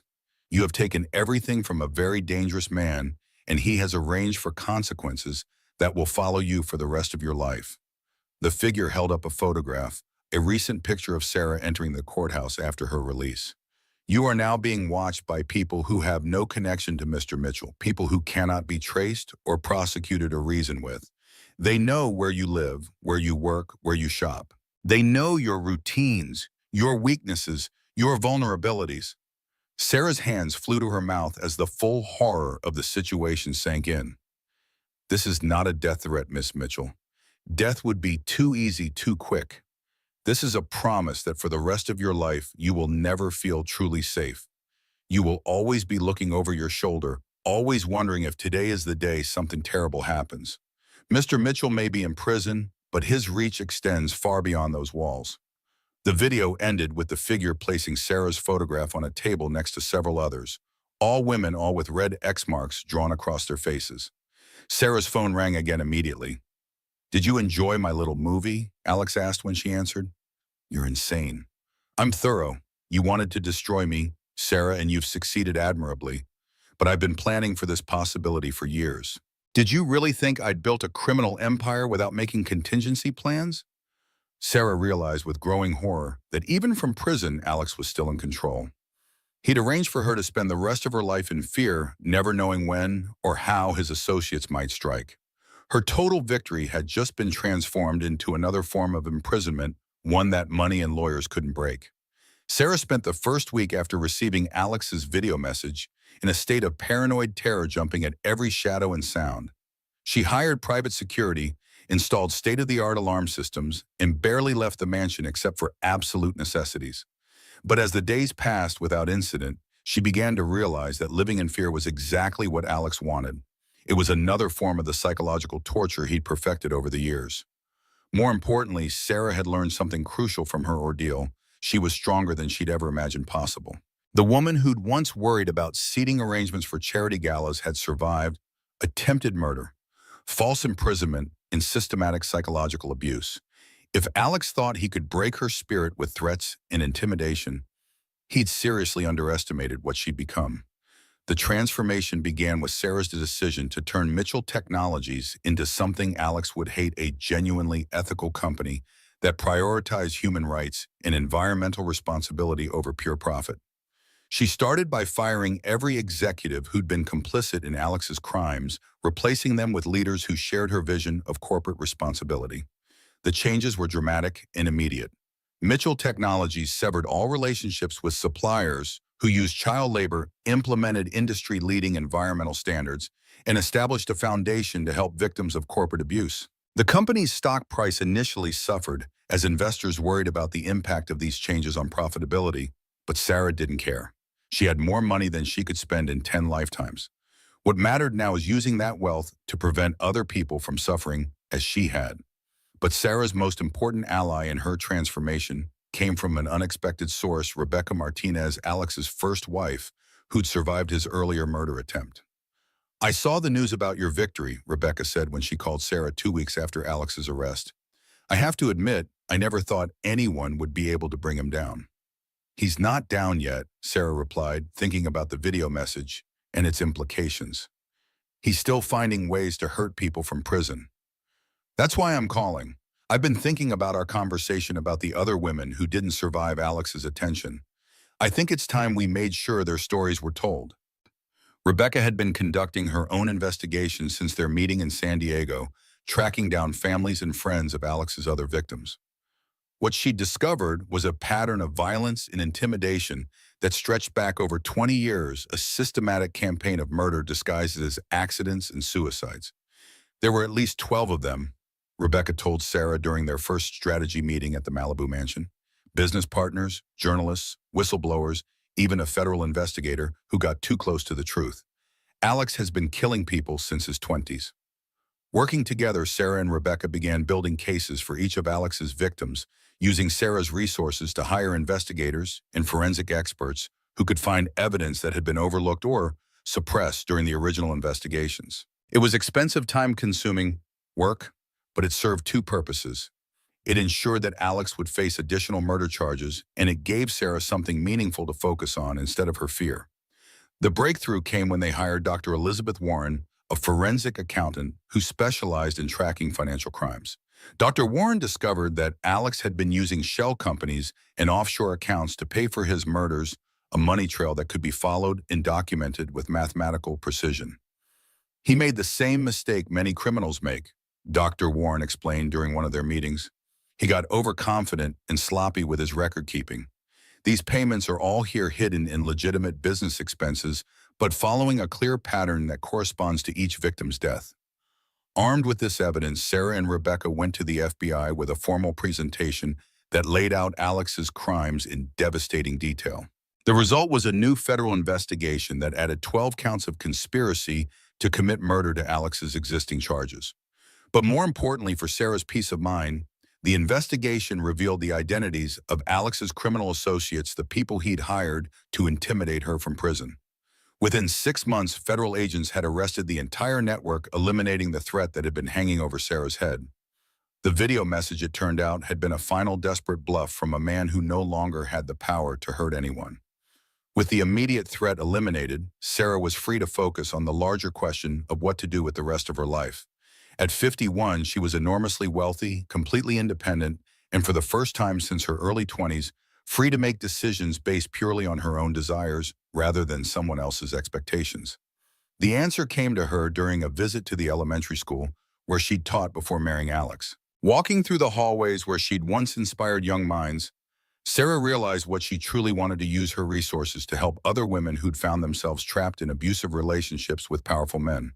The Sarah Mitchell Foundation was established 6 months after Alex's final conviction on multiple counts of murder, with an initial endowment of $500 million. The foundation's mission was simple but revolutionary: to provide legal, financial, and security resources to women whose abusers had used wealth and influence to escape justice. Too many women are silenced by men who think money makes them untouchable, Sarah said during the foundation's inaugural press conference. We're going to prove them wrong. The foundation's first major case involved a pharmaceutical heiress whose husband had tried to have her committed to a psychiatric facility after she discovered his company's role in the opioid crisis. The second case involved a tech entrepreneur who'd been systematically poisoned by her business partner. The third involved a federal judge whose ex-husband had been using organized crime connections to threaten her family. Each case followed the same pattern Sarah had experienced: powerful men using their resources to destroy women who threatened their interests. And each case ended with the foundation's intervention turning the tables, giving the victims the tools they needed to fight back effectively. The media dubbed Sarah the Avenging Angel, a title she initially resisted but eventually embraced. She appeared on magazine covers, gave keynote speeches at conferences, and testified before Congress about the need for stronger laws protecting abuse victims from wealthy perpetrators. But the moment Sarah knew she'd truly won came during Alex's sentencing hearing. Sitting in the gallery of the federal courthouse, she watched as Judge Patricia Morrison, the same judge who'd presided over Sarah's trial, sentenced Alex to life in prison without the possibility of parole. "Mr. Mitchell," Judge Morrison said, "you used your wealth and influence to destroy the lives of innocent people. You committed murder, fraud, and conspiracy on a scale that defies comprehension. But perhaps your greatest crime was the systematic abuse of women who trusted you with their lives and their futures." Alex stood at the defendant's table, flanked by his lawyers as the judge continued. "You thought your money made you untouchable, that your power placed you above the law. You were wrong. And thanks to the courage of women like your ex-wife Sarah Mitchell, your victims will finally have justice." Sarah felt tears streaming down her face as Alex was led away in shackles. The millionaire left pregnant wife to die in the desert had not only survived, she'd thrived, using her ordeal to build something that would protect other women for generations to come. After the sentencing, Sarah gave a brief statement to the media gathered outside the courthouse. "Alex Mitchell thought he could dispose of me like unwanted garbage," she said, her voice strong and clear. "Instead, I survived to see him spend the rest of his life in a cage where he belongs. But more importantly, I've learned that survival isn't enough. We have to use our experiences, no matter how painful, to help others who are still trapped in similar situations. A reporter called out a question.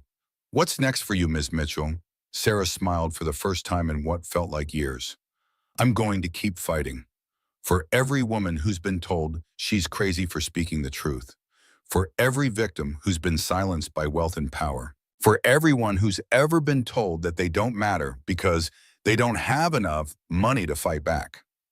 As she walked away from the courthouse, Sarah felt the weight of the past 4 years finally lifting from her shoulders. She'd lost a child, a marriage, and years of her life to Alex's cruelty. But she'd gained something more valuable than anything he'd ever possessed: the knowledge that she was strong enough to survive anything, and the power to ensure that other women would never have to face such ordeals alone. Her comeback owned his company had been just the beginning. Now Sarah owned something far more valuable, a mission that would define the rest of her life and help other victims find their own paths to justice and healing. 2 years after Alex's sentencing, Sarah had built the foundation into a national force for change. With offices in 12 major cities and a staff of over 200 lawyers, investigators, and victim advocates, the Sarah Mitchell Foundation had successfully prosecuted dozens of cases involving wealthy abusers who'd previously thought themselves untouchable. Sarah's personal life had also flourished. She'd found love again with Dr. Michael Torres, a trauma surgeon who'd initially treated her during her hospitalization after the desert ordeal. Michael was everything Alex had never been: gentle, supportive, and completely secure in his own accomplishments, without needing to diminish others to feel powerful. "I never thought I'd trust anyone again," Sarah told Rebecca during one of their regular lunch meetings. "But Michael is different. He sees my strength, not my scars." "You deserve happiness," Rebecca replied. "After everything you've been through, you deserve a man who celebrates your power instead of trying to destroy it." Life had settled into a routine that Sarah found deeply satisfying. She split her time between running the foundation, speaking at conferences about domestic violence and corporate accountability, and enjoying her relationship with Michael. At 53, she felt like she'd finally found the balance between professional purpose and personal fulfillment that had eluded her during her marriage to Alex. But Sarah's hard-won peace was about to be shattered by a revelation that would force her to confront the possibility that Alex's reach extended far beyond anything she'd imagined. The first sign of trouble came during a routine review of the Foundation's security protocols. Sarah had hired Marcus Webb, a former FBI agent, who specialized in threat assessment, to evaluate potential risks to the Foundation's operations and staff. "We've identified some unusual patterns in the surveillance around your offices," Marcus reported during a Monday morning briefing. "Nothing immediately threatening, but enough to suggest that someone is taking a systematic interest in your activities." Sarah felt the familiar chill of fear that she thought was behind her. What kind of surveillance? Professional-grade equipment, skilled operators, sophisticated coordination across multiple locations. This isn't random stalking or amateur hour. Whoever's watching you has serious resources and training. Marcus showed Sarah a series of photographs taken by his security team, images of unmarked vans parked near Foundation offices, individuals with professional camera equipment positioned to monitor entrances and exits, and patterns of movement that suggested coordinated surveillance operations. "The concerning part," Marcus continued, "is that this surveillance is being conducted by people with no apparent connection to any of your current cases. We've run facial recognition, checked backgrounds, followed money trails. These people are ghosts."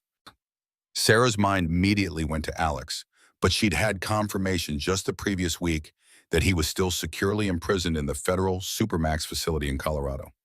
She'd also verified that his known associates were either dead imprisoned or under continuous federal surveillance. "Could this be connected to one of our active cases?" Sarah asked. "Maybe someone we're investigating has hired private security to monitor us." "That's what we thought initially, but the timeline doesn't match. This surveillance began shortly after the Foundation was established, long before some of our bigger cases went public. Whoever's doing this has been watching you specifically, not the Foundation's work in general." That evening, Sarah discussed the situation with Michael over dinner at their favorite Santa Monica restaurant. Despite the troubling news, she felt safe in his presence. Michael's calm competence as a surgeon translated into a reassuring steadiness that helped her think clearly about complex problems. Have you considered the possibility that this surveillance might be protective rather than threatening? Michael asked. Maybe someone who cares about your safety has arranged for discreet security without telling you. Who would do that without my knowledge or consent? I don't know. A wealthy donor to the foundation? A victim's family member who feels grateful for your help? Maybe even a government agency that considers you a valuable witness in ongoing investigations. Sarah had to admit it was possible. The foundation's work had made her numerous allies among law enforcement agencies, victim advocacy groups, and even some wealthy individuals who'd been impressed by her mission. But the idea of being watched even protectively brought back too many memories of Alex's surveillance and control. I need to know who's behind this, she said. I can't live with uncertainty, not after everything I've been through. Marcus's investigation intensified over the next 2 weeks, but instead of answers, he uncovered even more disturbing questions. The surveillance team was using equipment that was only available to government agencies and major corporations. Their coordination suggested military or intelligence training. Most troubling of all, they seemed to have access to information about Sarah's activities that should have been private. They knew about your dinner reservation last Tuesday before you made it, Marcus reported during their next meeting. They were in position outside the restaurant before you even left your house. That suggests they have access to your phone, your email, or your credit card records. How is that possible? I have the best cybersecurity money can buy. The best private cybersecurity, Marcus corrected. But if this is a government operation, or if someone has government-level resources, they could be monitoring you through channels that private security can't protect against. The breakthrough came from an unexpected source.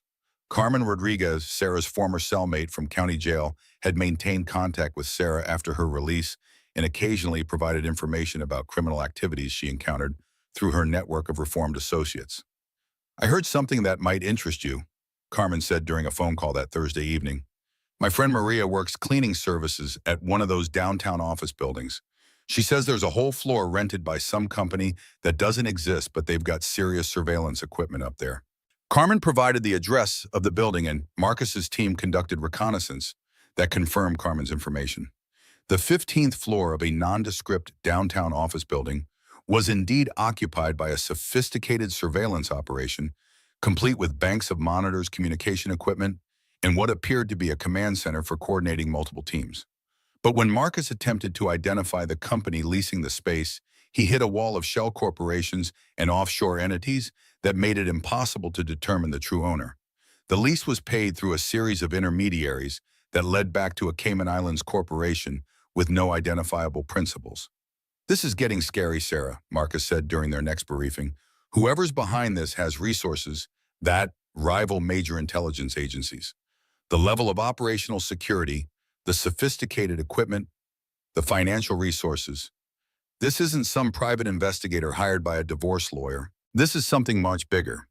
Sarah's growing anxiety about the surveillance was compounded by a series of minor incidents that individually seemed like coincidences, but collectively suggested a pattern of intimidation. Her favorite coffee shop ran out of her usual order 3 days in a row. The dry cleaner lost her clothes. Her car experienced mysterious mechanical problems that required expensive repairs. None of these incidents was threatening in itself, but their timing and frequency suggested that someone was deliberately disrupting her routine in small but noticeable ways. The most unsettling incident occurred when Sarah returned home from a foundation event to find that someone had been in her house. Nothing was stolen, nothing was obviously disturbed, but Sarah could sense that the space had been violated. Small things were out of place. A book moved slightly on her nightstand, a kitchen cabinet left partially open, the angle of a picture frame adjusted by a few degrees. They want you to know they were here, Marcus said after conducting a thorough security sweep of the house. This isn't a burglary or a search for specific information. This is psychological warfare. They're letting you know that they can access your most private spaces whenever they want. Sarah felt the walls of her carefully constructed new life beginning to close in around her. The sense of safety and independence she'd fought so hard to build was evaporating, replaced by the familiar fear that had dominated the months following her rescue from the desert. I won't live this way again, she told Michael that night as they sat in their bedroom, every light in the house blazing, because Sarah could no longer tolerate darkness.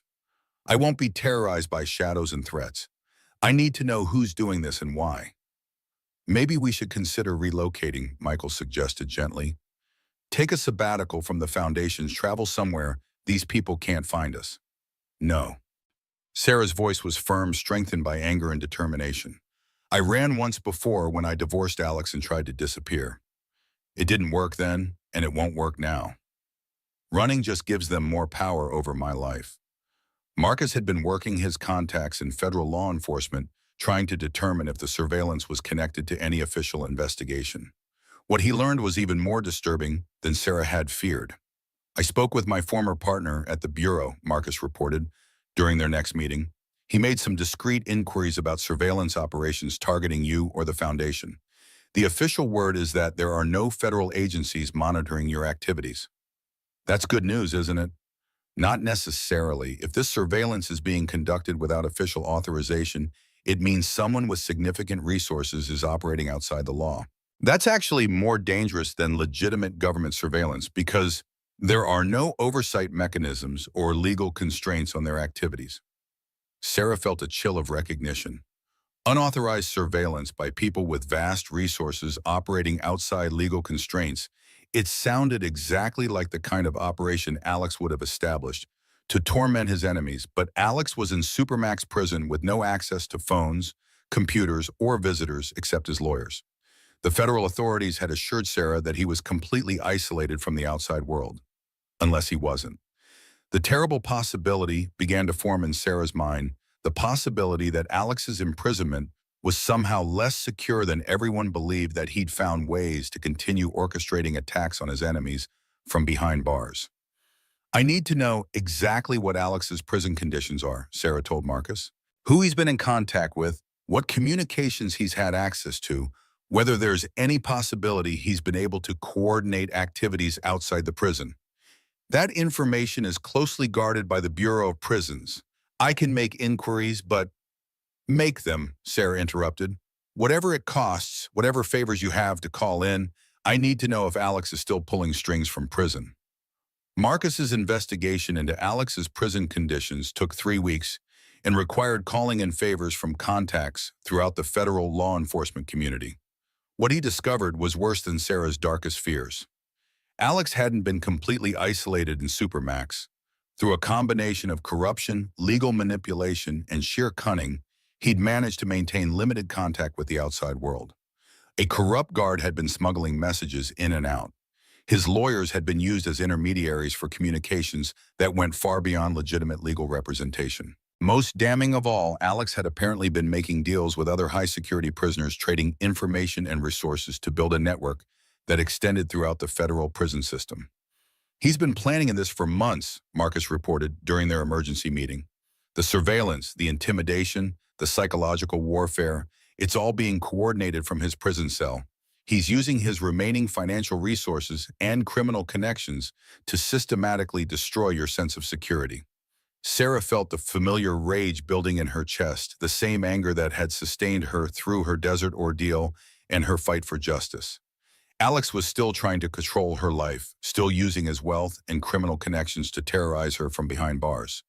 But this time, Sarah wasn't the frightened, isolated woman she'd been during their marriage. She had resources, allies, and most importantly, she had experience in fighting Alex's psychological warfare. Can we prove it? She asked Marcus. With enough time and resources, yes, but proving it and stopping it are two different things. Even if we expose Alex's prison communications, he's already set things in motion that could continue for years. Sarah stood up from her chair, her decision made. If Alex wanted to continue their war from prison, she was ready to fight. But this time she wouldn't be fighting alone, and she wouldn't be fighting defensively. It was time to end Alex's ability to hurt anyone ever again. Get me a meeting with the warden at his prison, Sarah said, and arrange for a conference call with the U.S. attorney who prosecuted Alex. If he wants to play games from his cell, I'm going to make sure the games have permanent consequences. The millionaire left pregnant wife to die in the desert had survived to become something Alex had never anticipated, a worthy adversary with the resources and determination to fight back against even his most sophisticated attacks. This time, when their war ended, it would be truly over. Sarah's meeting with Warden James Harrison at ADX Florence took place on a cold Tuesday morning in March. The administrative maximum facility was often called the Alcatraz of the Rockies, housing the most dangerous federal prisoners in the country. As Sarah passed through the multiple security checkpoints, she felt a grim satisfaction in knowing that Alex was trapped inside this fortress of concrete and steel. Warden Harrison was a career corrections officer in his early 60s with gray hair and tired eyes that had seen too much human darkness. He received Sarah in his austere office, surrounded by monitors showing various areas of the prison. Mitchell, I understand that you have concerns about one of our inmates, Harrison said, gesturing for her to take a seat across from his desk. Alexander Mitchell is somehow continuing to conduct criminal activities from inside your facility, Sarah replied without preamble. He's orchestrating surveillance and intimidation operations against me and my foundation. Harrison's expression grew skeptical. Mr. Mitchell, I can assure you that Mr. Mitchell is held under the strictest security protocols. He has no access to phones, computers, or unauthorized communications of any kind. Sarah opened her briefcase and withdrew the evidence. Marcus had gathered photographs of the surveillance operation, financial records showing payments to private investigators, communication logs that trace back to Alex's criminal network. This evidence suggests otherwise, she said, sliding the documents across Harrison's desk. My security team has identified a sophisticated surveillance operation that began shortly after the foundation was established. The financial trail leads directly to Alex's remaining assets and criminal associates. Harrison examined the documents carefully, his frown deepening as he reviewed the evidence. Even if this is accurate, it doesn't prove that Mr. Mitchell is coordinating these activities from prison. His associates could be acting independently. Could be, but I have reason to believe that Alex has been using corrupted staff members and his legal representatives to maintain outside communications. Sarah leaned forward, her voice intense. Warden Harrison, I know you run a secure facility, but Alex has spent decades corrupting people with money and influence. He's extremely sophisticated at finding weak links in any system. The warden was quiet for several minutes, studying the evidence with growing concern. Finally, he looked up at Sarah with a grim expression. What exactly are you asking me to do, Ms. Mitchell? I want Alex placed in complete communications isolation. No visitors except essential legal counsel under strict supervision. No mail in or out except legal documents that are reviewed by federal prosecutors. No contact with other inmates. I want him cut off from every possible channel he might be using to coordinate outside activities. That level of isolation would require approval from the Department of Justice. It's typically reserved for national security threats or cases involving ongoing terrorist activities. Alex has killed at least 12 people and attempted to kill several others. He's used his prison communications to continue orchestrating criminal activities against federal witnesses. If that doesn't qualify for maximum isolation, what does? Harrison made several phone calls over the next hour, speaking with officials at the Department of Justice and the FBI about Sarah's allegations. While they waited for responses, Marcus Webb arrived with additional evidence.